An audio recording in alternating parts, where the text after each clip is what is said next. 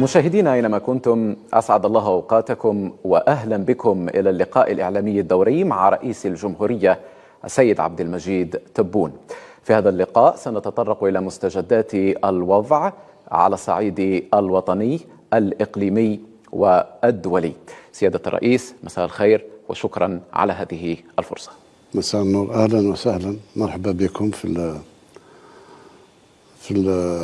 الحصة هذه اللي نتمناها إن شاء الله تنور الرأي العام مثل ما تعود عليها المواطن والمواطنة، وكذلك ربما نلخص شيء زخم تاع الأحداث اللي وقعت منذ آخر حصة اللي عندها 4 شهور بالتقريب. مرحبا بكم. هذا ما نتمناه كذلك سيادة الرئيس. أرحب كذلك بالزميلة سهيلة الهاشمي التي ستدير معي هذا اللقاء. مساء الخير سهيلة. مساء الخير فتح. Bonsoir Monsieur le Président de la République et merci pour cet entretien. سيادة الرئيس، نبدأ بالمحور السياسي. 3 سنوات تمر على انتخابكم رئيسا للجمهورية، كيف تنظرون إلى المرحلة السابقة؟ ما الذي تحقق وما الذي ينتظر التجسيد في سنة 2023؟ ما أعتقدش أن الحصة هذه يعني نلخص فيها كل، خلي ربما التقييم يكون للمواطن والناس اللي ساهموا مباشرة في التغييرات الكبرى اللي كنا نتمنوها واللي التزمت أنا بها في الحملة الانتخابية، واللي نشير فقط أن لأول مرة في التقاليد الانتخابية من العادة تكون فيه وعود مثل ما يقال دي بروميس. احنا أول مرة فضلت أنها تكون التزامات مش وعود، ومكتوبة حتى تسمح لكل من يمارس السياسة والرقابة ولا أن يطمئن على التنفيذ ولا يلاحظ على عدم التنفيذ نتاع الالتزامات. إذن هي التزامات 54 معروفة لدى المواطن تبركا بنوفمبر 54، ذاك علاش العدد 54. إذن التغييرات فيه تغييرات نطمح إلى أكثر، لأن الجزائر الجديدة مثل ما قلتها في عدة مناسبات مش متعلقة إلا برئيس الجمهورية ولا بتغيير بعض الأشخاص، لا تغيير حكومي ولا، هو الجزائر الحقيقة اللي تخلي حتى الذهنيات تتغير، تنسجم أكثر مع فكرة البناء أكثر من المطالبة وأكثر من ربما سلبيات أخرى اللي تميزت بها الجزائر منذ عقود. نقول لك راضي 100%، مانيش راضي 100%، لأن ممكن ندير أكثر. سنة 23 إن شاء الله تكون سنة تكريس، الشيء اللي باش ما نزيدش نرجع للوراء. وصلنا النقطة مقبولة نوعا ما باش ما نزيدش نتقهقر، نبني فوقها باش نوصل إلى المبتغى إن شاء الله تاع جزائر جديدة حقيقة، لأبنائها وبناتها وشبابها وشيوخها إن شاء الله. ربما لا كانش أسئلة يعني دقيقة فيما يخص الأمور السياسية الاجتماعية الدبلوماسية، ربما تحت تصرفكم. تفضلوا. كنت نقول لك مسبقا لكل السيدة سهيلة الهاشمي ما فيش طابوهات، با طابو. هذا ما تعودنا عليه سيادة الرئيس. نوفو جيني با، لأن من خلالكم انتم ما يخصش تبقى الأمور مبهمة بالنسبة للمواطن. أعتقد. Alors, Monsieur le Président, votre volonté aujourd'hui, c'est de construire la nouvelle Algérie depuis 3 ans. Pensez-vous avoir réussi à tracer la voie de la nouvelle Algérie, avoir opéré une rupture avec les pratiques antérieures, la moralisation de la vie publique? أعتقد أن طوينا مسافة لا بأس بها، مازال ما وصلناش. هي الانطلاقة كانت بالدستور، هو الأول. الدستور غير كثير من الأمور، وأول مرة وصلنا دستورنا الحركة الجمعوية بما يسمى بالمجتمع المدني. دسترنا كذلك سلطة الشباب في هذه البلاد لما كانتهم مضمونة دستوريا بالنسبة للمجلس الأعلى للشباب، بالنسبة كذلك المحكمة الدستورية، وبالنسبة كثير من الحقوق اللي يمنحها الدستور للمواطن، دستور 2020. إذن الانطلاقة كانت من تم. من بعد كان تجسيد الدستور ميدانيا. أعتقد من الناحية المؤسساتية وصلنا مع دستارة، مع تنصيب المجلس الأعلى للشباب، أن أغلب المؤسسات اللي نص عليها الدستور تنصبت. باقي أخلقت الحياة السياسية، أخلقت الحياة الاقتصادية، أخلقت الحياة داخل المجتمع. هذه رانا معها. خدينا نصوص في البداية، نصوص اللي كانت تبان ردعية، وهي كانت عمدا يعني ردعية حتى نبتعد عن الشتايم ونبتعد عن الإثارة ونبتعد عن حتى الكذب من أجل يعني بالنسبة كذلك لمحاربة الفساد والمفسدين متواصلين فيها. بالنسبة للحياة السياسية كان لابد مادام التزمت أنا آنذاك باش نفتح الباب للشباب باش يستلم الحكم، للانخراط في الحياة السياسية. لازم ينخرط في الحياة السياسية ويناضل وياخذ تجربة اللي تسمح له غدوة باش يصبح في قمة بعض المؤسسات. ذاك علاش بالنسبة للقانون الانتخابات فتح آفاق كبيرة للشباب، ولأن بعدنا منها المال بصفة عامة، مش غير المال الفاسد، حتى المال النظيف، لأن المال يؤدي إلى شراء الذمم وإلى عدم تكافؤ الفرص بالنسبة للانتخابات. وهذا الأساس أعتقد أن نجحنا فيها في 80% ولا إن شاء الله، اللي خلى شباب كثير دخل المجلس الشعبي الوطني وراهم يمارسوا وياخذوا تجربة. ولأول مرة أعتقد، وما يكذبونيش بعض رفقاء الدرب من أحزاب وغير أحزاب، أن لأول مرة كلمة تزوير ما كانش ولا واحد شكك في يعني متقبلين نسبة المشاركة، متقبلين الانتخاب نتاع الناس اللي فتروا. وهذا فرصة باش نشكر كذلك سي شرفي نتاع السلطة الوطنية تنظم الانتخابات.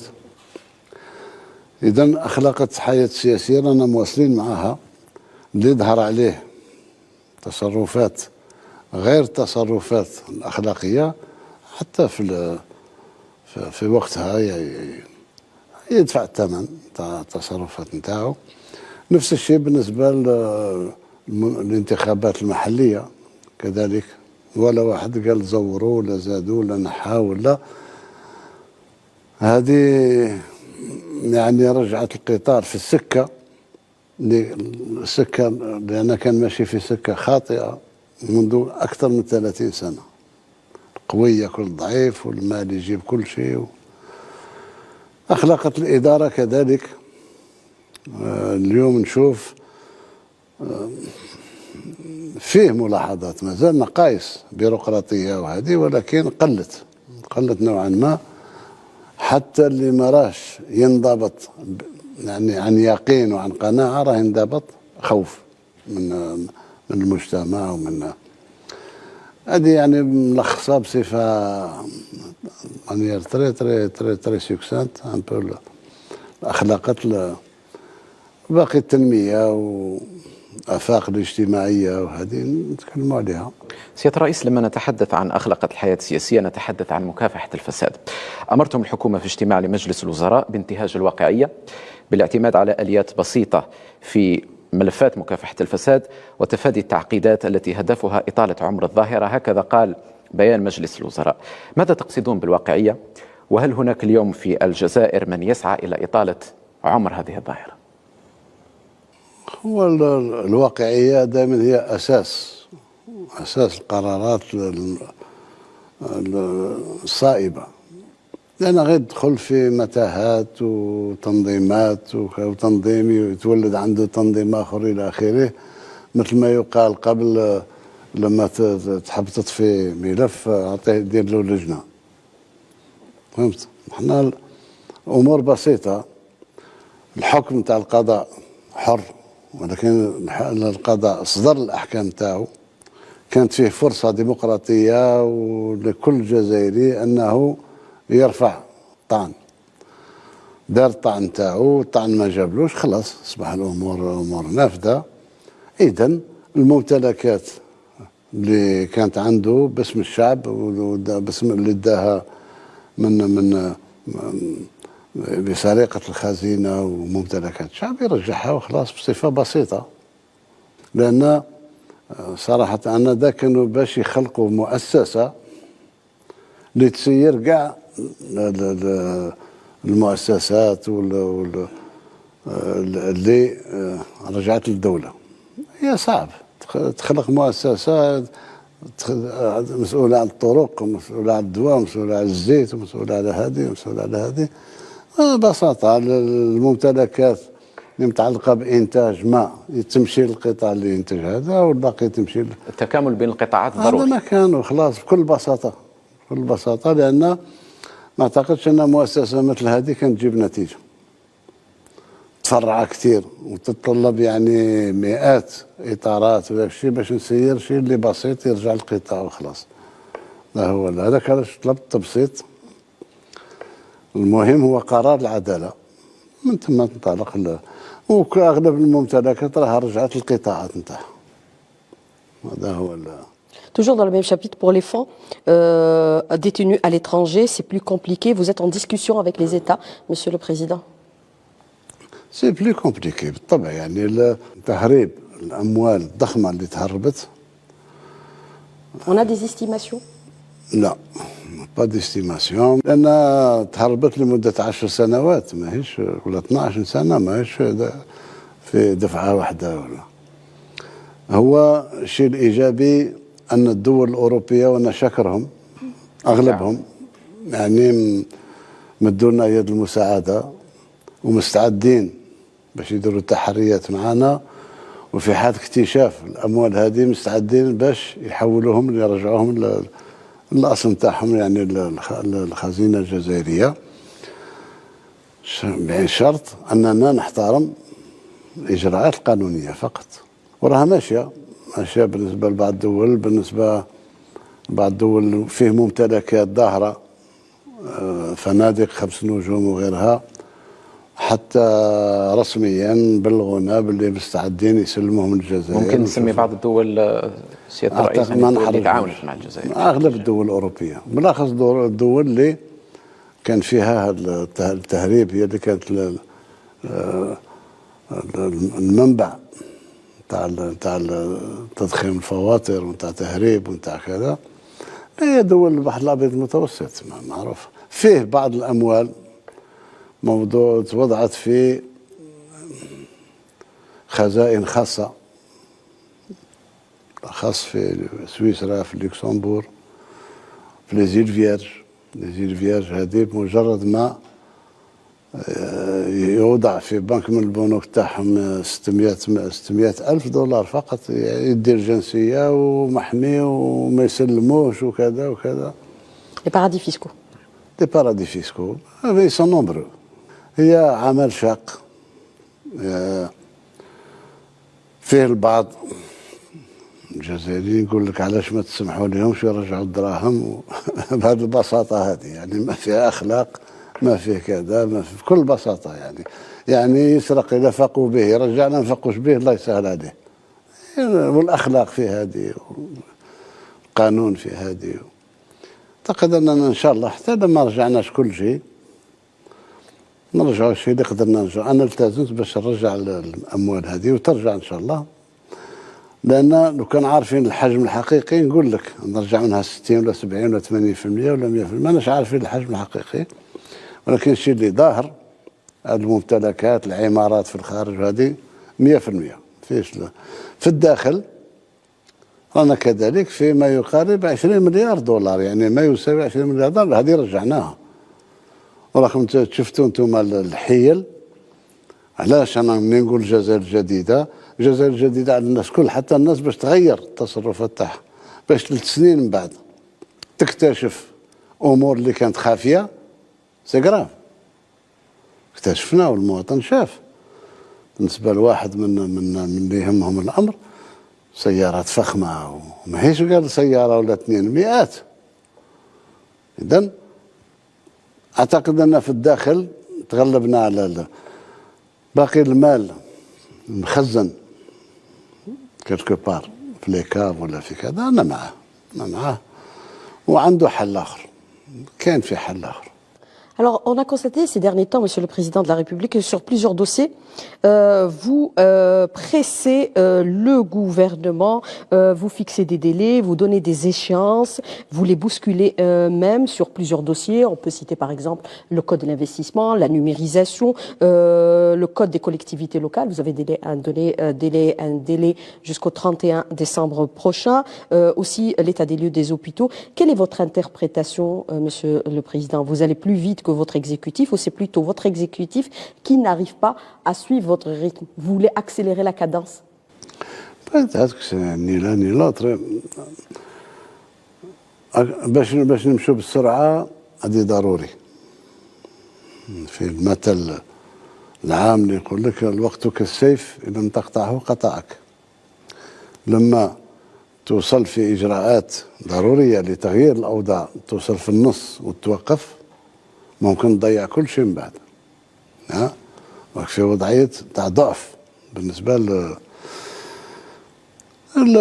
في استيعاب أولا الفكرة من طرف بعض القطاعات، هم ملتزمين، ما نقولوش ماهوش ملتزمين، ولكن ربما نقص في التجربة، وربما أنا ماشي بسرعة أكثر من اللازم، وهذا طبيعي. أنا ما دائما حتى من كتوالي هذا طبيعي. نفهم من هذا الجواب سيد الرئيس أن الفريق الحكومي الحالي قد لا يكون المناسب للمرحلة المقبلة. تقييم يكون تقييم النتائج، مش شيء اللي نلتزم به. أنا عمري ما نضحي بإطار لأن الناس تنتقدوا فيه. ونعرف عندنا في البلاد تاعنا، نعرفوا بلادنا باللي من تكثر انتقادات على واحد من طرف الناس اللي معنيين بالقطاع، ونشوف الماضي كيفاش كانوا يتصرفوا ناس يعني في المال العام ولا واحد انتقدهم، معناه باللي faut faire attention. Alors sur le plan social, votre priorité aujourd'hui, Monsieur le Président, c'est améliorer les situations sociales des Algériens, soutenir le pouvoir d'achat avec les dernières mesures que vous avez prises récemment, à savoir l'augmentation des salaires, la prime également de chômage et les pensions de retraite. هو الواقع، شوفي لما الإنسان يدرس المجتمع تاعنا والإمكانيات اللي متوفرة عند الدولة، والشيء اللي يتحول للمواطن والشيء اللي يتحول لناس اخرين. وصلنا في ظرف ما في هذه البلاد والشعب عارف، وما نرجعش يعني باش ما نزيش ندور الموس كما يقولوا في الجرح. كنا وصلنا لشفا حفرة يعني باش خلاص تنفجر الأوضاع. واحد عنده طيارة خاصة، واحد ينوض على 5 تاع الصباح باش يصح له ساشي تاع حليب. دولة بترولية؟ لا. إذا كانت لازم الأوضاع تتصلح، نرفع القدرة الشرائية نتاع المواطن ومن حقه. وبدينا في عملية تاع رفع. أنا التزمت باللي المواطنين اللي الدخل نتاعهم يساوي 30,000 دينار ولا أقل، نعفيهم تماما من ضريبة. لأن نشوف ناس عندهم آلاف الملايير ما يخلصوش ضرائب. من العدالة والعدل أنك تحافظ على البسيط وعلى المستضعفين. هذا ما يفسر ربما سيادة الرئيس الحفاظ على ميزانية التحويلات الاجتماعية اللي راح تكون كبيرة في قانون المالية. ما يهمش. شوف، المهم الكرامة تاع المواطن. نخلي المواطن يعيش هو وأبنائه بكرامة، مش بالضروري في الفخفخة وفي كذا. لا، الحاجيات الأساسية نتاعو توصل له بدون مشقة وبدون ما تمس الكرامة نتاعو. إذن أنا نلاحظ باللي باسم حرية التجارة وحرية كذا الأسعار لهبت والدخل نتاع المواطن ما زادش وقيمة الدينار طاحت. إذا وين رانا ماشيين؟ وهذا اللي نصلحوا فيه. رانا في تقريبا في المرحلة الرابعة نتاع رفع الأجور، ونزيد نرفع الأجور حتى يصبح الدخل نتاع الموظف ونتاع العامل يسمح له باش يعيش، ونتحكم في الأسعار كذلك. هل وصلتوا سيادة الرئيس إلى الدخل اللائق اللي تحدثتوا عليه في برنامجكم الانتخابي؟ ولا مازال في إجراءات جديدة؟ مازال تكون إجراءات حتى في 2023 تكون إجراءات، لأن شوف العملية مش بسيطة. عملية أولا لما تضخ أموال اللي ترفع بها الأجور داك الشيء لازم تحافظ كذلك على القدرة الشرائية باش التضخم ما يطلعش. إذا كانت الشيء اللي تعطيه من جهة الانفلاسيون تزيد تطلع لك غير يعني غير سان جو ديكريتور من جهة ثانية لازم الإنتاج يتقوى، لازم الأسعار تنزل. وعلى هذا الأساس اللي كان مسموح للجزائريين باش يستوردوا الحبوب إلى آخره، ولكن لهبة الأسعار تاع الحبوب والإنسان المستورد الخاص ماهوش بالضرورة باش يبيع لك بالسعر اللي يساعدك، يبيع بالسعر اللي يربحه. تاك علاش قلت الدولة هي اللي تتحمل الفرق بين القدرة الإنتاج القدرة الشرائية نتاع المواطن والقيمة نتاع المواد هذه في الخارج. الدولة تتحمل الفرق مهما كان.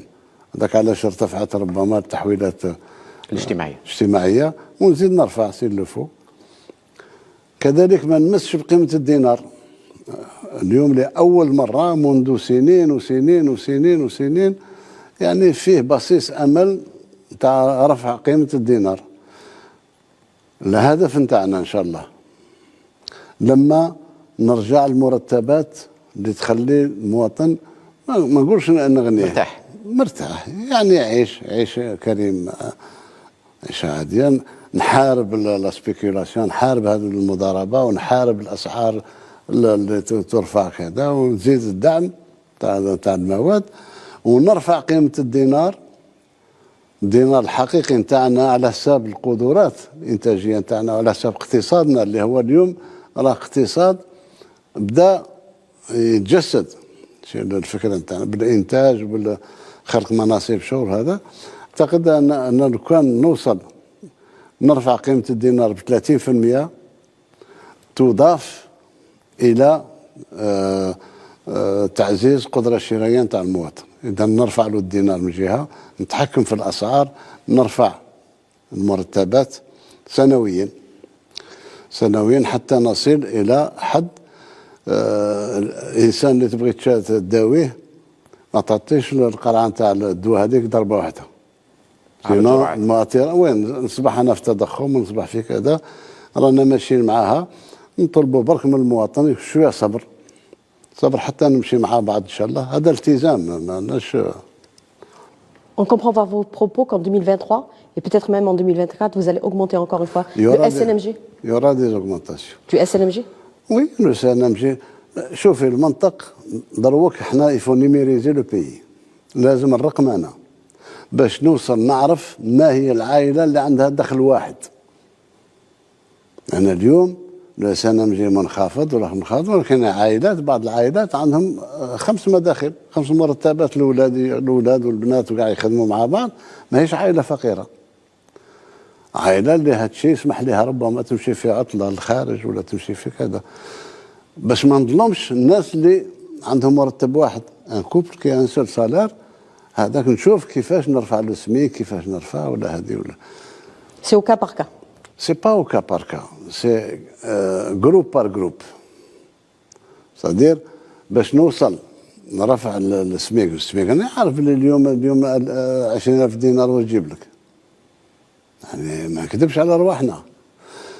باش نرفع السميك الناس اللي ماش محتاجين السميك حاجه اخرى. يعني تكون فيه فئات مستهدفه سيادة، تكون فيه فئات مستهدفه، وفي حاله ما فئة تكون فيها الرقمنة الحقيقية تاع البلاد تسمح لي باش نعطي دي شاك المواطن.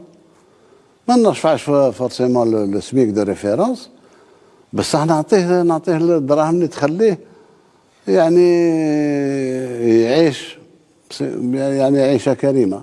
لا هو Le ciblage des aides. on cible mais il faut numériser. il faut numériser. اليوم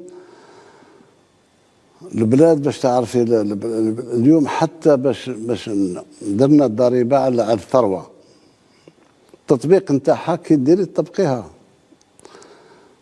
جماعة مختصين في المال وفي الضريبة يقول لك نشوف الممتلكات ونشوف كذا. عندك في العاصمة هنا 7 انسبكسيون دي دومان، خصك تستخبري في 7 انسبكسيون على كل واحد. يجيب لك انت تقولوا ضريبة على الممتلكات، يجيب لك سيرتيفيكا نيجاتيف من البيار، ما عنده في بالجراح، ولا ما عنده لا في البيار لا في بالجراح، عنده في هرون ولا في عنابة. سي با نيميريزي. La numérisation ne va pas au rythme que vous souhaitez? Non, pas du tout. La numérisation, نقول لك il y a trop d'arrière-pensée. l'opacité هي اللي عاشت فيها البلاد لمدة 20 سنة، أكثر من 20 سنة، الضبابية باش ما تشوفي والو. يبقى نرجعوا البلاد بلو ترانسبارونت، شفافية بالنسبة. لا نيميريزاسيون الاورديناتور ما يكذبش، ما تقدريش ترشيه. Il y a de la résistance encore, Monsieur le Président. Beaucoup de résistance. Beaucoup de résistance. Mais on est là. هذه خدمتنا. موجودة الآليات الكفيلة بمحاربة هذه المقاومة؟ Bien sûr, bien sûr. أنا j'ai été élu pour ça, je continuerai la lutte. فيه رجال وفيه إطارات وما نشكش لا في الوزير ولا في بعض الإطار دارين به. شوف يجي النهار وين لا نيميريزاسيون تكون والشيء المستور يتكشف. Alors vous avez ordonné il y a quelques jours la titularisation des enseignants vacataires à travers tout le territoire national. Ils sont à peu près plus de 60 000. Est-ce que cette titularisation peut affecter certains stagiaires qui sont au niveau, par exemple, des écoles nationales supérieures, qui se sont agités un peu, Monsieur le Président? Est-ce que vous avez des assurances aujourd'hui les concernant? Ça n'a rien à voir. Ça n'a rien à voir. هادو كانوا عايشين بصفة مؤقتة، سي دي كونتراكتويال، ما عارفش غدوة الكونترا تاعو يواصلوه ما يواصلش. كان معلمين كان كونتراكتويال باش يعوض الغيابات. كان واحد غايب في الساعة من الفلاني يمشي يدير الدروس تاعو ولا وحده هذه، رسمناهم ارتاحوا خلاص، المستقبل تاعو راه مسطر في مع عائلة التعليم بصفة رسمية. باقي الناس اللي مخرجين من المدارس هم عارفين سي لا مانيبيولاسيون بيور سامبل. دوك الانسان اللي متخرج من المدرسة الوطنية للإدارة ولا متخرج من المدرسة العليا للمعلمين، هذاك المصير تاعو راه معروف. سي لو ريكروتمون على سورتي اوبليغاتوار وعارفينها. Leurs postes sont assurés? بيان سور كي سون اسيوري. ما نعرفش شكون راه يحكي لهم وخلاهم مانيبيولي. انا التزم باللي يخرج المنصب تاعو موجود، لان هذا هو المصير تاع المدرسه اللي يقرا فيها. سي توت لا ديفيرونس بين المدارس والجامعه. المدرسه تتملك التوظيف، الجامعه لا. Vous les rassurez? بيان سور، جي ميم با بزوان دي راسيوري، لو صاف عارفين. هادو العدد نتاعهم حسب الانتخاب، حسب الامتحانات النجاح ولا الرسوب ولا في الامتحان، ما بين 5500 6500 سي تو. بينما الناس اللي رسمناهم في التعليم، الرقم الاول اللي كان عندي هو 59800 و900 واش، راهم طلعوا ل 62000. 62000 كي بو لو بلوس بو لو موان كيما يقولوا في فرنسا. كيف انا نرسم هذا على حسابك انت؟ شنو العقليه هذه؟ راه دخلنا قلنا في جزائر جديده، في جزائر اللي ما تظلم حتى واحد.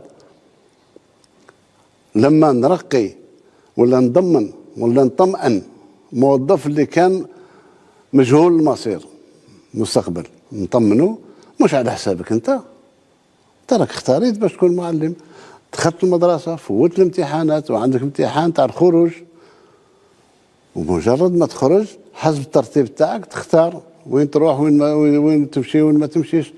مي عمر السؤال ما تطرح باللي تخرج بالشهاده نتاع المدرسه نتاعك وما تمشيش، والا علاش ندير مدرسه؟ خلي التعليم في الجامعه وخلاص. Est-ce que vous allez l'élargir en 2023 à d'autres vacataires qui sont dans d'autres secteurs comme celui de la santé ou de l'administration? Non, j'ai dit que ce qui concerne l'enseignement. تعليم أنا عندي تعليم عنده مكانة خاصة، تعليم ماهوش وظيف، تعليم مربي راه يربينا في أجيال. إذا بغى يتفرغ لتربية الأجيال نخفف عليه المشاكل المادية. نفس الشيء بالنسبة لقطاع الصحة، قطاع الوظيفة العام العمومي العام راه عندهم لي ستاتيو تاعهم وعندهم كذا. لو فاكاتير est une position prévue par la fonction publique. مي المعلم المعلم ما يقدرش يمشي يقري هو ما راش عارف غدوه لا كان يبقى فاكاتير ولا يفسخوا معاه العقد. راه يربي في الاجيال، راه يربي في الشباب، راه يربي. المدرسه الا ما تهليناش فيها هي اللي تعطيك الجيل اللي تستنى فيه. دونك ما نقدرش انا ما ننظرش للمعلم على اساس موظف، واللي داخل في القالب نتاع موظف راه غلط. ده هو احنا المعلمين ما نسمحش فيهم والتزمت بها في الحمله الانتخابيه ونزيد نلتزم بها، ولي ستاتيو نتاعهم اكزيجي كي لي ستاتيو بلوتو بوسيبل حتى نخلي مربي جيل اجيال واجيال مرتاح.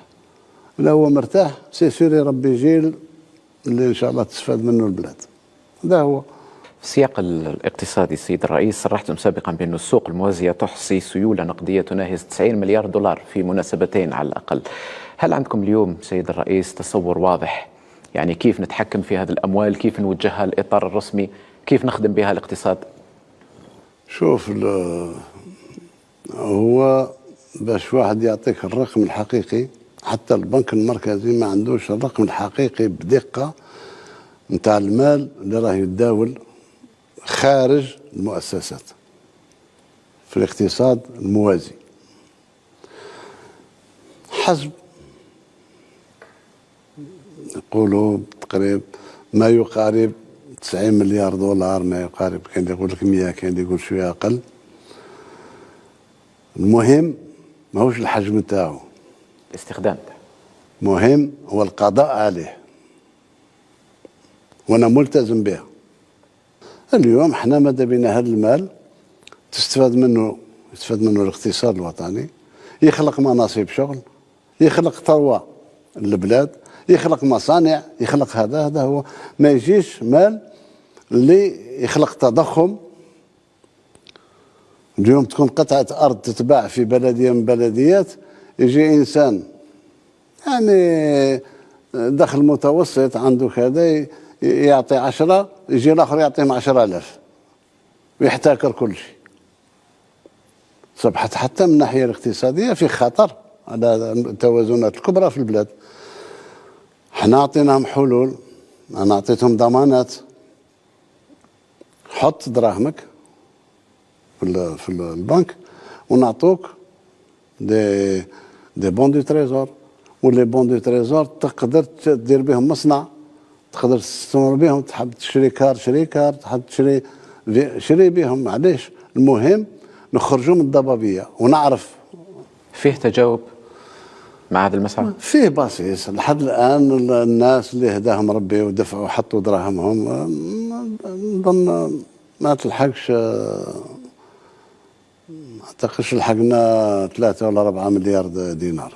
Pour l'année 2003, est-ce que ça sera l'année de la mise en œuvre, bien sûr, des projets économiques, puisque maintenant le dispositif législatif a été entièrement rénové, entrée en production de ces entités, de grands projets en perspective dans le domaine économique, des annonces, Monsieur le Président? 2023 إن شاء الله تكون متوجة بالدخول تاع الجزائر في منظمة البريكس. هذا يتطلب أمرين، يتطلب أولا مواصلة المجهود اللي راه ماشي نتاع الاستثمار ونتاع التنمية الاقتصادية والتنمية البشرية في نفس الوقت. ثانيا باش نفوت لمستوى آخر، بالنسبة قلنا التصدير ما التصدير، اليوم الناس تبقى شعار، فتنا إلى أمور ملموسة صافيكس باش تولي عندها ديزيكسبوزيسيون بيرمانونت في بعض الدول الإفريقية في انتظار ما نكونوا في كل مكان، ويكثر التصدير تاعنا ويصبح البي بي تاع الجزائر لما يفوت 200 مليار دولار. أنا بدينا نقربوا للبريكس، نكونوا ما احنا بالك نتوالى من البريكس وما يكونوا فيهم إن شاء الله. سيادة رئيس الغاز، الجزائر كسبت أسواق جديدة في أوروبا وعندها ربما توجهات جديدة، والغاز أصبح رقم صعب في ميزان العلاقات الدولية بسبب التطورات الراهنة في المنطقة. هل ستعزز إمكانياتنا الغازية من الدور المحوري للجزائر في المنطقة مش على الصعيد الاقتصادي فقط؟ هو الغاز هذا صح فيه ظروف اللي خلت سعر الغاز ارتفع فيه كذا، ولكن الغاز راه من ثروات ماهوش ثروات دائمة، عالوا الزوال. واليوم احنا بالتطور نتاعنا اصبحنا ربما من اكبر الدول الافريقيه استهلاكا للغاز. حتى لو تحول سيارات الى الغاز المميع الى اخره تنقص من التصدير. اذا لازم نصيب موارد اخرى ونصيب لازم تكون فيه اكتشافات اخرى. ولا هذاك عطيت تعليمات انا سوناتراك باش نحاول بقدر الاستطاعه باش نوصل الى تصدير ما يقارب 100 مليار. احنا لحد الان راني نصدر 52 53، نزيد يعني نضعف التصدير تاعنا. هذه اولا. ثانيا احنا ما عندناش الا الغاز، عندنا الكهرباء. اليوم فيه فايض نتاع كهرباء. On va l'exporter. انا بروبوزي، احنا اقترحنا عليهم، واعتقد ان بعض الدول اليوم وصلوا في اطار التقشف وداك الشيء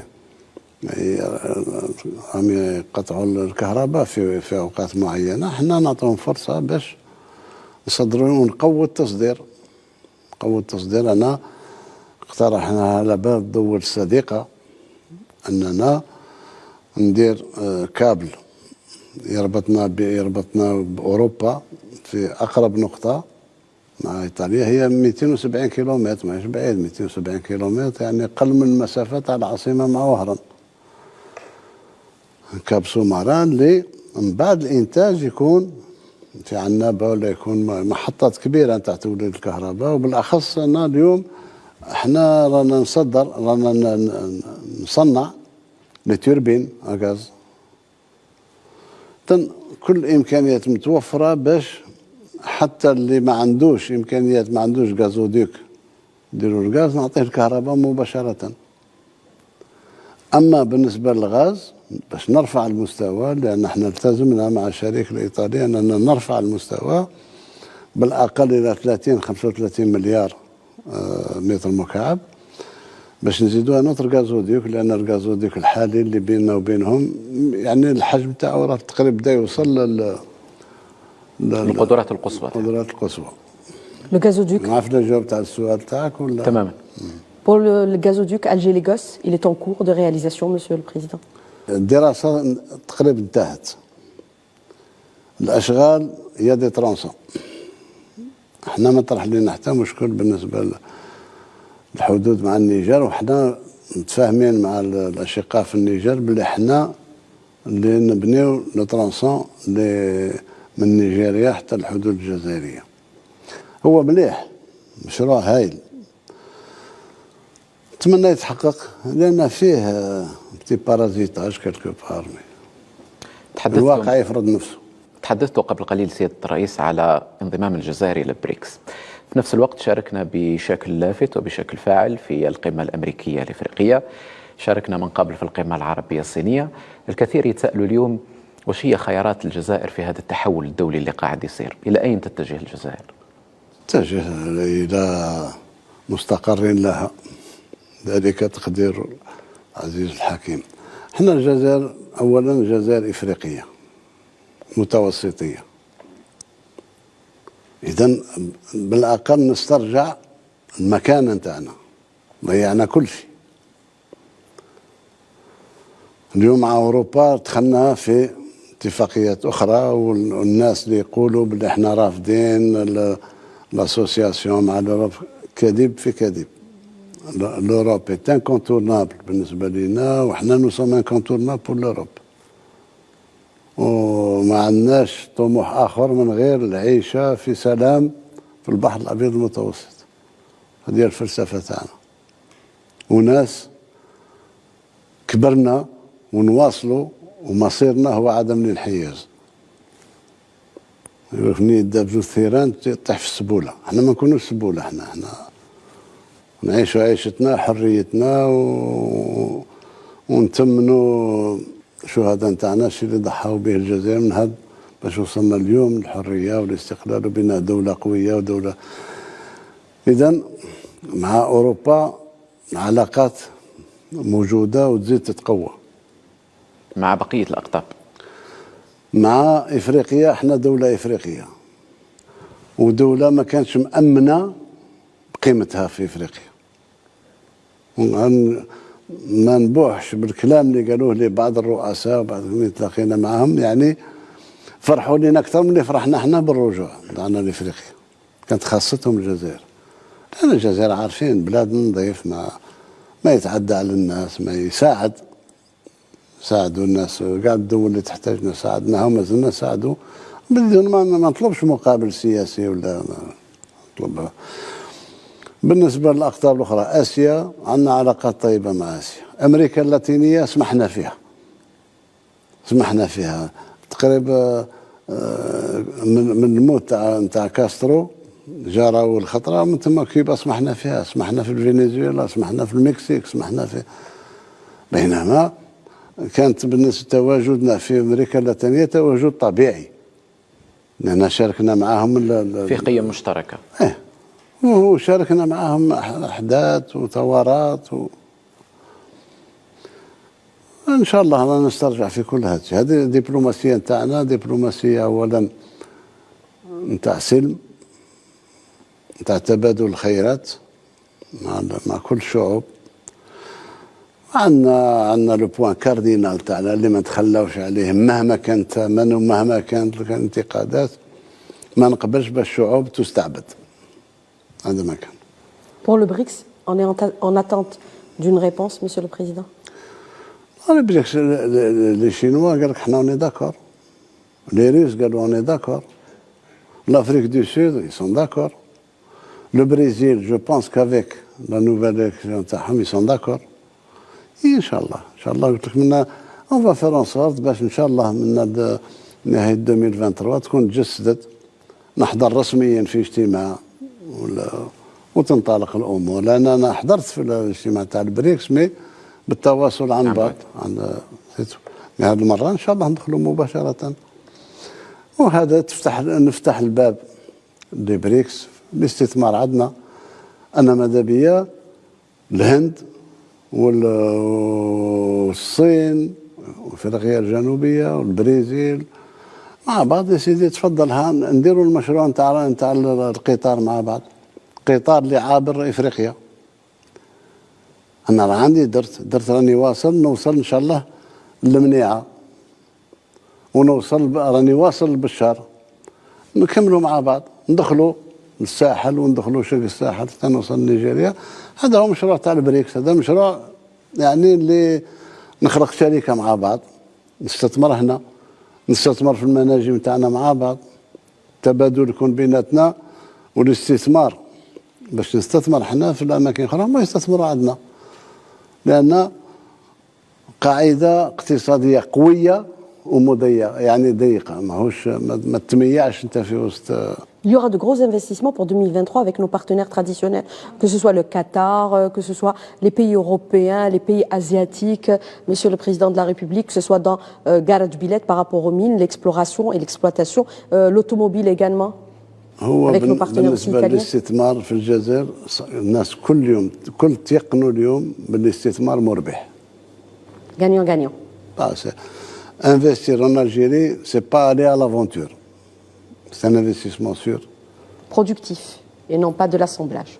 Seulement, خليني من la mécanique. نقول l'investissement بصفة عامة. لأن en fin d'année يدوا الأرباح نتاعهم يحولوها بكل سهولة، بلاد واقفة ما عليها مديونية، عندها الاحتياط نتاعها، عندها وعندها الثروات تاعها اللي تزيد تقوي بهم الاحتياط. إذن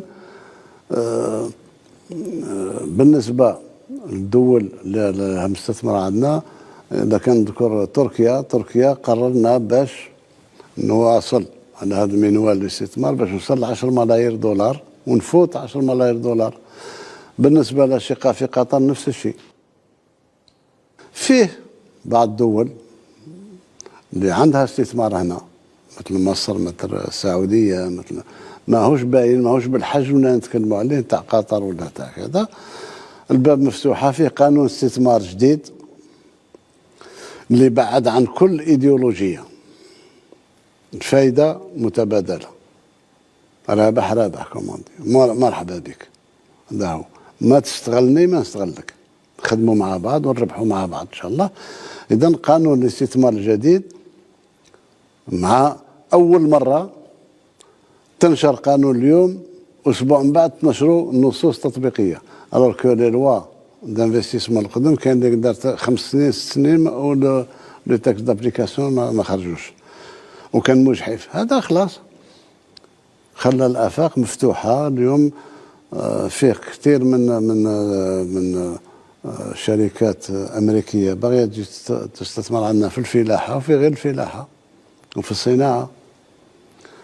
إن شاء الله احنا نشوفوا الآفاق المستقبلية إن شاء الله إيجابية، بشرط أن نزيد أخلاقة هذا المجتمع. هذا أغلبية أنا ما نلومش عليهم، أغلبية شعب بسيط يعني يحب يعيش في كرامة، ما يحبش يظلموه، ما يحبش يدولوا كذا. الناس اللي كانوا عندهم امتيازات غير طبيعية يرجعوا لوعيهم، خلاص انتهت الأمور. ادخل في الصف، اخدم، دير ملايير نظيفة، الله يسهل عليك. باش دير ملايير نتاع رشوة ونتاع شراء دمم ونتاع تخربيش في الصفقات العمومية وغيرها، هذا سي فيني، فيني. Alors, elles sont déjà annoncées pour clore un peu le chapitre économique et très attendues pour compléter le dispositif lié à l'investissement, la révision de la loi sur la monnaie, le crédit et le code des marchés publics. Quand seront-elles promulguées, puisque vous les avez déjà annoncées, Monsieur le Président? Oui. Ah, la loi, on va une partie de la révision, il faut le conseil des La loi sur la monnaie et le crédit. Oui, l'Omar Taourat, la loi sur la monnaie et le crédit, c'est une loi de 88, 89. في 50 عام، نص قرن بالتقريب. في السياسة الخارجية سيادة الرئيس، الجزائر احتضنت لقاءات فارقة. لا باش اسمح لي باش نرجع لها، نرجعوا للاقتصاد. بالنسبة للسيارات، التركيب ما تركيب، احنا قلنا التصنيع. صراحة احنا لحد الآن وما نظنش يخيبونا، وجدنا أذان صاغية تاع أصدقائنا الإيطاليين باش نوصل إدماج الاقتصاد الوطني تاعنا والتصنيع الوطني في تصنيع السيارات. نظن بعد عامين ولا نوصل إن شاء الله إلى نسبة ما بين 30 و 40%. يعني تصبح ثورة لما تولي تصنع نتاع بعض أطراف تاع. إذا كان تبعنا الجيش ممكن نوصل لها قبل. اليوم الجيش اللي قلتها هما سي لا لوكوموتيف. علاه؟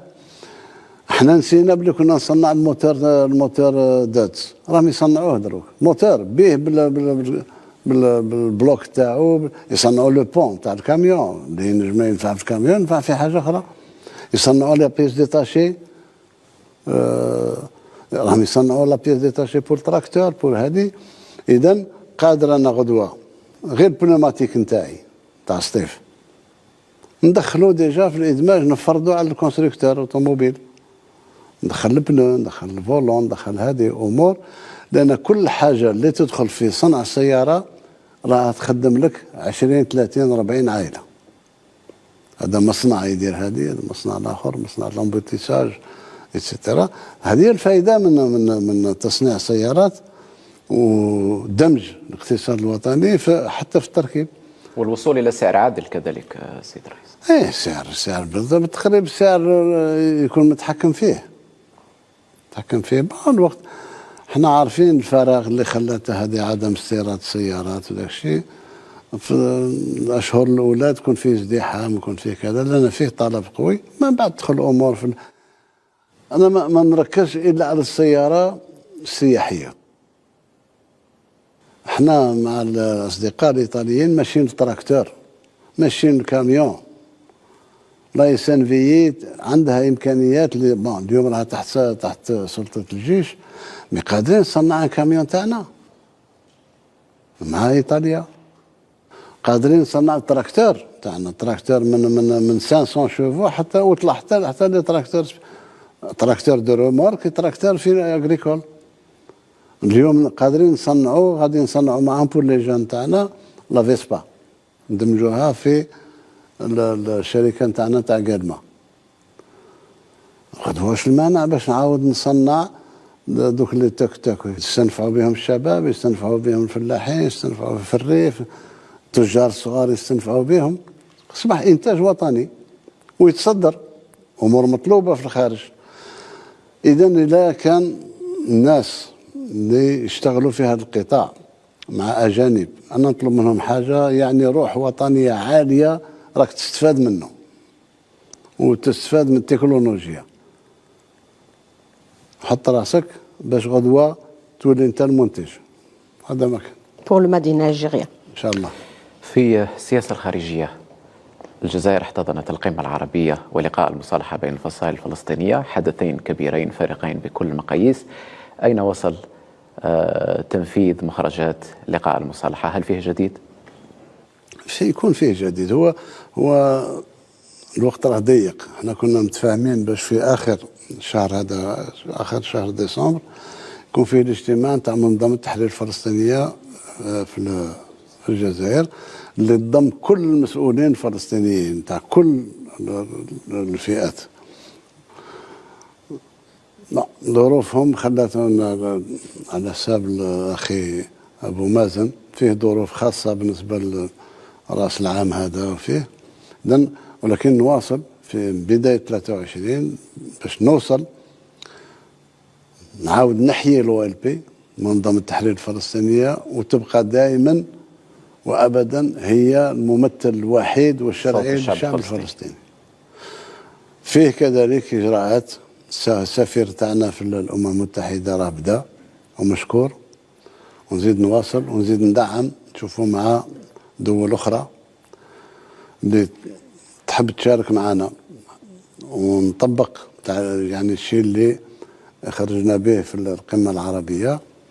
هو ان نوصل سنه 23 ان نتمناها باش كل الدول العربيه، كل الدول المحبه للحريه والسلم تشارك معنا في اطار الجمعيه العامه للامم المتحده، حتى تصبح فلسطين دوله كامله الحقوق داخل الامم المتحده، ولو هي مستعمره محتله، ولكن دوله تبقى من بعد كيفاش نرفع عليها الاستعمار وهذه، ولكن دوله مش اراضي بدون سيد اللي يتوسع فيها اللي حب واللي يدير بها من حب. دوله بكل اركانها ان شاء الله.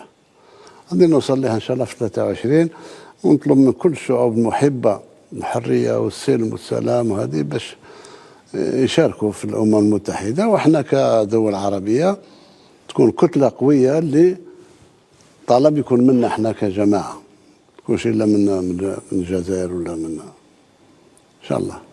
Alors, vous êtes le président en exercice de la Ligue arabe. L'Algérie œuvre pour l'unité des rangs. C'est un pari risqué ou mesuré, Monsieur le Président? الله اني ريسكي mesuré, sincère. Votre engagement est sincère.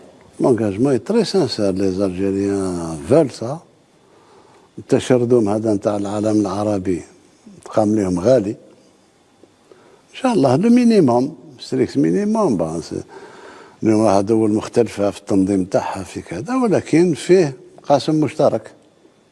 ما هو القاسم المشترك؟ نبحث عليه مع بعض وعاود نفرض وجودنا مثل ما قلنا، مثل التصريح اللي صرحنا به في الأمم. اليوم شوفي العالم العربي حوالي 450 مليون نسمة. C'est un peu la population des États-Unis. Le mal, ils sont peut-être au moins à 4 500 milliards de dollars. يعني وزن ثقيل بزاف، لا بشريا ولا كذا. إطارات هائلة. باقيين مفركتين يعني فرادى كما قال لك. Et ça profite aux autres. C'est fait pour profiter aux autres. اللي قال لك وكلت يوم وكيل الثور الأبيض. Diviser pour régner. احنا معليش on nous a divisé. Maintenant, il faut trouver un dénominateur commun. سي بوسيبل، الانسان يبقى متفائل. الناس كانت متشائمه، ولا واحد كان كثير اللي كان يضل يقول لك هذه القمه تاع الجزائر ما تكونش ابدا كاع. اوروبيين وغير اوروبيين يقول لك واحد. Elle s'est tenue après 3 ans. Hein? Elle s'est tenue après 3 ans de rupture. Après 3 ans de rupture, c'est pas tenu de la même manière. C'était un acquis pour l'Algérie, pour les pays arabes. اقترحت إنشاء لجنة للحكماء في القمة العربية، والجامعة تبنت هذا المقترح. ناقشتم لأول مرة مواضيع جديدة، شباب، المجتمع المدني. هل يمكن أن نقول أن قمة الجزائر هي بداية فعلية لإصلاح الجامعة العربية؟ إن شاء الله. هذا الطلب نتاعنا، طلب تاع كثير من الدول، إصلاح الجامعة. تفاهمنا نفوتوا لمرحلة جديدة. مرحلة جديدة تتطلب الشباب نتاعنا يدخل في التنظيم. وحنا بدينا قبل اجتماع القمة العربية، درنا اجتماع المجتمع المدني في وهران، وحضروا فيه كثير من الشباب تاع الدول العربية، وعجبهم الحال. وتكون هكا، هذا ديجا دخلناها في التقاليد تاع المجتمعات، مثل التنظيمات الكبرى لو جي 7 ولا لو جي 20 ولا هذو، منين يجتمعوا يا توجور لا سوسيتي سيفيل اللي تجمع لي زو ان جي وهذه. يعني نمشيو مع العصر نتاعنا. Alors, je vais vous poser une question, Monsieur le Président, qui concerne bien sûr les relations entre l'Algérie et la France. C'est une nouvelle ère qui s'ouvre aujourd'hui. On est dans une relation apaisée entre les deux. Oui, tout à fait.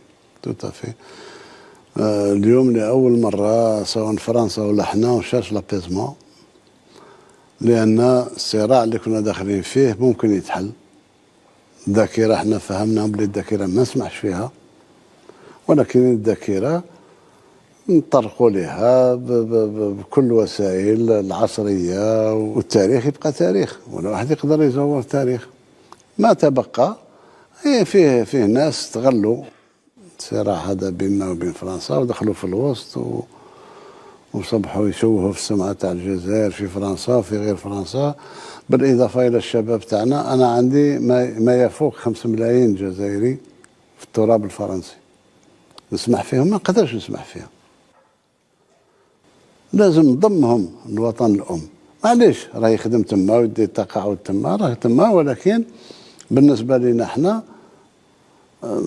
تكون علاقات طيبة مع هالدولة، مع فرنسا، حتى يعيشوا في كرامة ويعيشوا محميين ويعيشوا كذا ويعيشوا بكل شوز. من ناحية استراتيجية شيء معروف، اليوم فرنسا قوة الخامسة في العالم، قوة أوروبية، هي القوة الثانية ولا الأولى في أوروبا.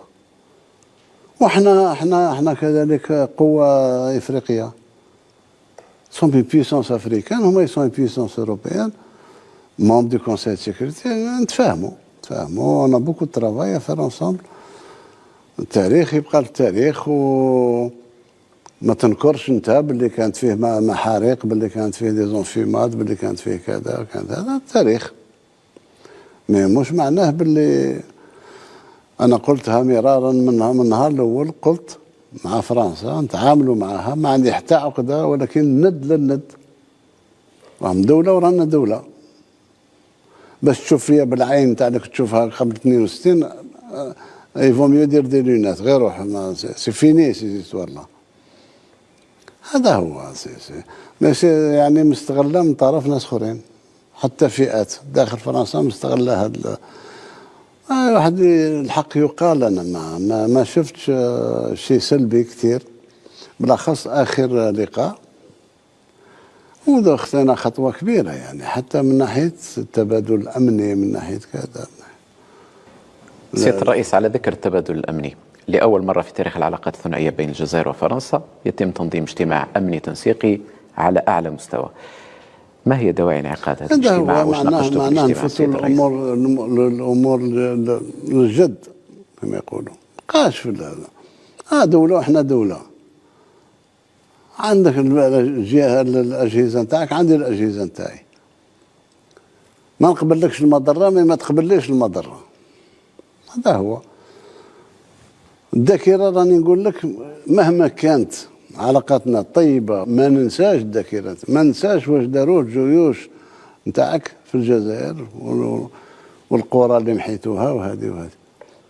هذه نقول لك من ناحية الآثار السلبية كثير من الجوانب تاع العلاقات هذه فصلت فيها اتفاقيات إيفيون. ما نتخلاش على إيفيون يعني، والشيء اللي جات به بالنسبة للدولة المستعمرة ولا بالنسبة للدولة المستقلة. ما تجيش اليوم يعني تدخلني في إطار ضيق تاع كذا، ما تأشيرة ما تأشيرة، علاقات أخرى بيناتنا. المهم العلاقات مع الرئيس ماكرون طيبة جدا. هو تحرر من العقدة نتاع القوة المستعمرة وهذه، وإحنا تحررنا من العقدة نتاع المستعمر. خلاص، دولتين لها نفوذ في البحر الأبيض المتوسط، لهم نفوذ في أوروبا ولنا نفوذ في أفريقيا، ونتعاملوا مع بعض على ما هو فيه خير للشعوب الإفريقية وفيه له. Algérie-Russie, renforcement de la coopération bilatérale. Vous allez vous rendre en Russie à l'invitation du président Vladimir Poutine, Monsieur le Président. J'irai, bien sûr. C'est le moindre des choses. La Russie, روسيا دولة صديقة، وما هوش صديقة ضد واحد. أمريكا دولة صديقة، الصين دولة صديقة، الهند دولة صديقة، أوروبا دول صديقة. هو راه المشكل. تتولي صديق نتاعي غير باش تقول لي لا ما تمشيش عند الاخر، لا مشيت له رانا ولا عداوه، لا نمشي لروسيا. وعلاقتنا مع روسيا ماهيش من اليوم، علاقتها اكثر من 60 سنه. نمشي للصين كذلك. تنفيتي اون شين يجيري اون شين ان شاء الله. اللي يلومو الا كان عرضوني وما مشيتش. قبل ايام قليله الملك عبد الله الثاني ملك المملكة الأردنية الهاشمية زار الجزائر. شفنا النشاطات بالكامل، ولكن في وسائل إعلام عربية تحدثت عن وساطات قد يقوم بها الملك الأردني للجزائر مع دولة أخرى. ظالمينه والله، لا ظالمينه. إنسان طيب، إنسان لا ما ذكر لي حتى دولة، ما جاء على وساطة ولا تكلم على وساطة، لا هو ولا غيره. الناس تتأول وتدير. احنا لازم يعرفوا الجزائر مليح. لما تكون شي حاجة الشعب الجزائري أولى بالمعلومة. كون كانت فيه وساطة أنا نقولها للشعب الجزائري وما ندركش عليه. وفي اللقاء مع مسؤول من مسؤولين العرب قال تكلمنا وتكلم على الوساطة، وقلت له باللي ما كانش بس الأمور. أعتقد أن الأمور تجاوزت مرحلة الوساطة. دمنا في الدول العربية. شاركتم مؤخرا في حفل افتتاح كأس العالم. شفنا لقاءاتكم مع مختلف القادة المشاركين ومع ولي العهد السعودي الأمير محمد بن سلمان. كيف كان اللقاء، خاصة أنه فيه أخبار أنه فيه زيارة مرتقبة له للجزائر؟ فيه، هو كان باش يزور حتى قبل اجتماع القمة العربية. أنا ننتظروا فيه بلاد ومرحبا به، وقت ما بغى يجي مرحبا به. علاقتنا مع المملكة العربية السعودية علاقات طيبة جدا جدا جدا جدا. حتى لما مشيت في زيارة رسمية يعني شعرت بواحد الشحنة نتاع مودة وإخلاص لبعضنا بعض مع جلالة الملك خادم الحرمين. الناس تبغي تدخل بين دولتين باش تخلق مشاكل، باش ربما يقول لك باش كاش ما يقول كلمة زايدة على الآخر ويزيد يعمروها باش يقول، يعني دائما التفرقة دائما التفرقة. علاقاتنا مع المملكة العربية السعودية علاقات طيبة جدا، وما فيه شيء. احنا لا كان في بعض الأحيان في قراراتنا الخارجية قرارات سيادية وهما قراراتهم قرارات سيادية، نحاول باش نفهم بعضنا بعض، تكون عندنا نفس الأهداف. أما العلاقات الثنائية أنا نقول لك طيبة جدا جدا وباحترام تام، والأشقاء السعوديين يحترموا الجزائر احترام خاص، ونفس الشيء بالنسبة لنا.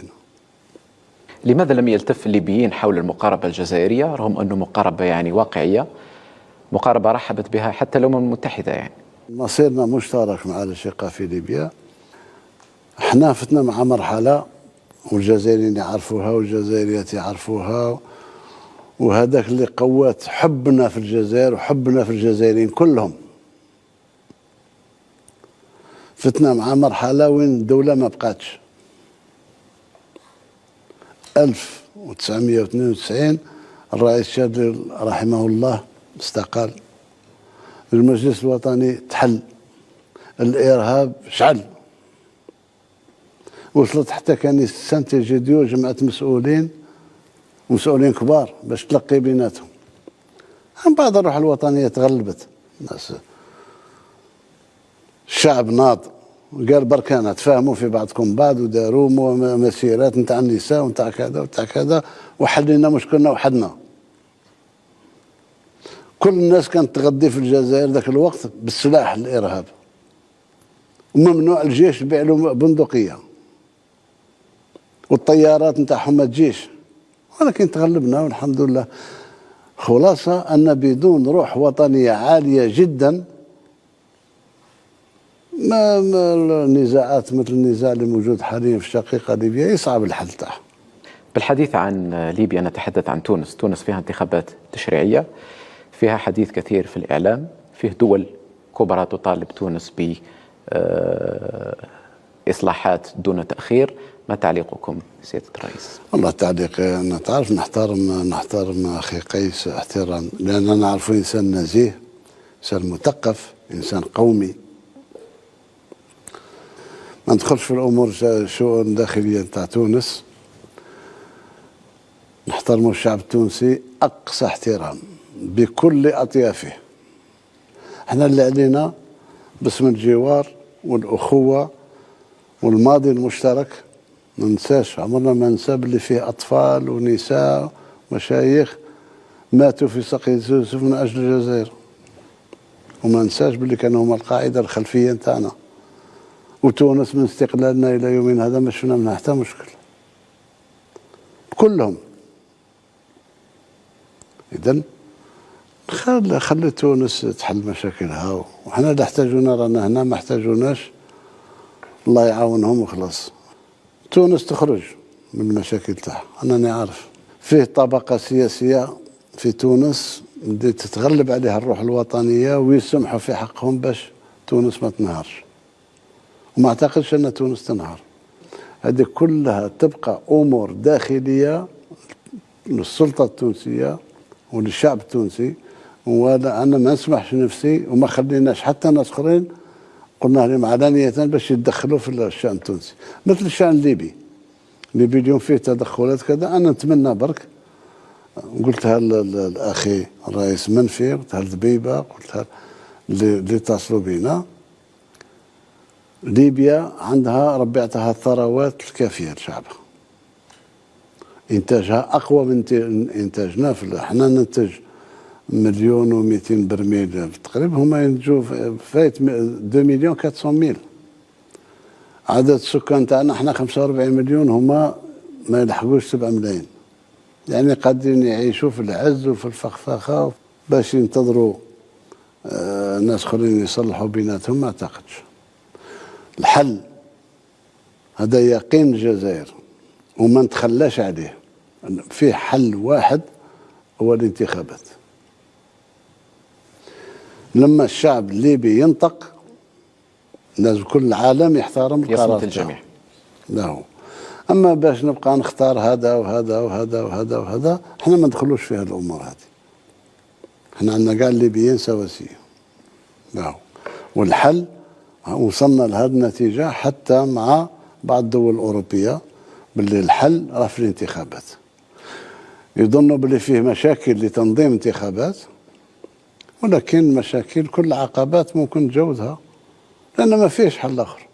والديمقراطية تبدأ بالانتخاب، الصندوق هو اللي يجيب لك سما.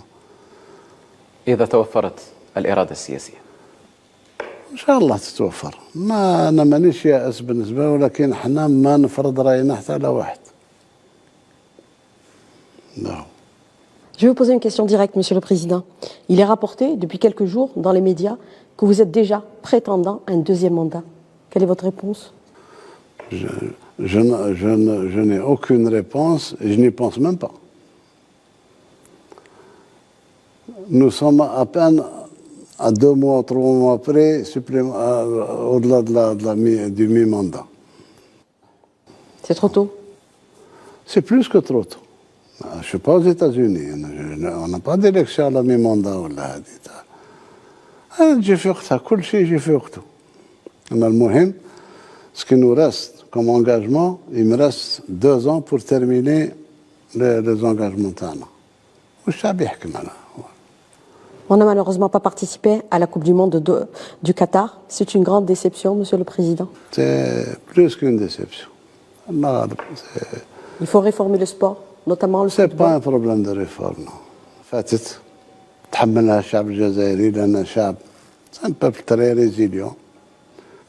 صرات أنا تأسفت كثير لأن أول مرة لا كوب دي موند في بلد عربي وقريب لنا. ما شاءت الأقدار وما تشاءون إلا أن يشاء الله رب العالمين. الله أكبر. هو الكلام. ربي ما كانش كاتب لنا باش نمشوا لأسباب هو يعرفها. Merci Monsieur le Président de la République. شكرا سيد الرئيس على هذا اللقاء. شكرا للزميل فاتح بومرجان. إلى هنا ينتهي هذا اللقاء. شكرا على متابعتكم. شكرا لكما وشكرا على النطق بالعربية. متعودينك على في الفرنسية. القناة. نتمنى إن شاء الله بلي نفدنا المشاهد نتاعنا، ونتمنى انتم مقتنعين بالاجوبه اللي عطيتكم. والله يوفقكم ويوفق البلاد كلها. شكرا سيد الرئيس. الله فيكم. صح.